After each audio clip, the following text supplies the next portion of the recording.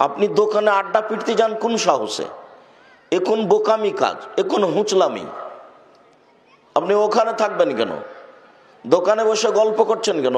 এখন চা খাইতে হবে কেন? শরম করেন না কেন? একটু শরম হয় না? একটু লজ্জা হয় না কেন? আজকে কেন? এখানে কোনো ভোট চাইতে এসেছি? আমি তো কোনোদিন জীবনে ভোট চাইনি, ভোট কাউন্টারে কোনোদিন তাকাই না। আমি একদিনের জন্য কোনোদিন কোনো সংগঠন করিনি, 1 ঘন্টার জন্য করিনি।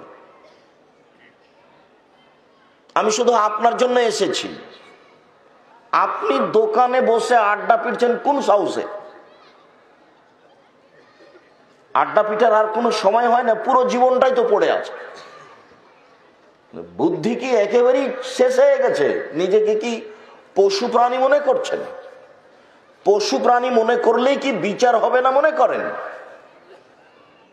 আল্লাহ যে বলছেন যে বুঝেও বুঝে না ওরা অন্তর আছে, বুঝে না, দেখেও দেখে না ওরা চক্ষু আছে, দেখে না, শুনেও শুনে না ওরা কান আছে, শুনে না।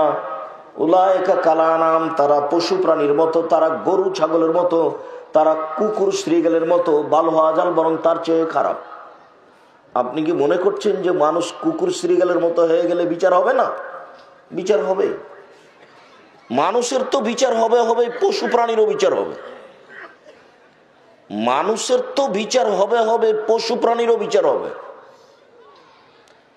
একটা শিংওয়ালা ছাগল যদি একটা অশিংওয়ালা ছাগলকে গুতা মেরে থাকে, তাহলে বিচারের মাঠে অশিংওয়ালা ছাগলকে শিং দিয়ে গুতা মেরে পরিশোধ করে নিতে বলবেন।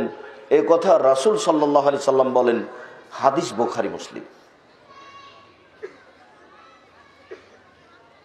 আপনি নিজেকে পশু মনে করলে বিচার হবে না মনে করেন? বিচার হবেই।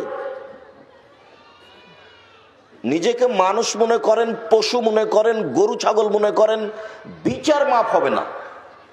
যার যত বুদ্ধি বেশি তার তত বিচার কঠিন হবে।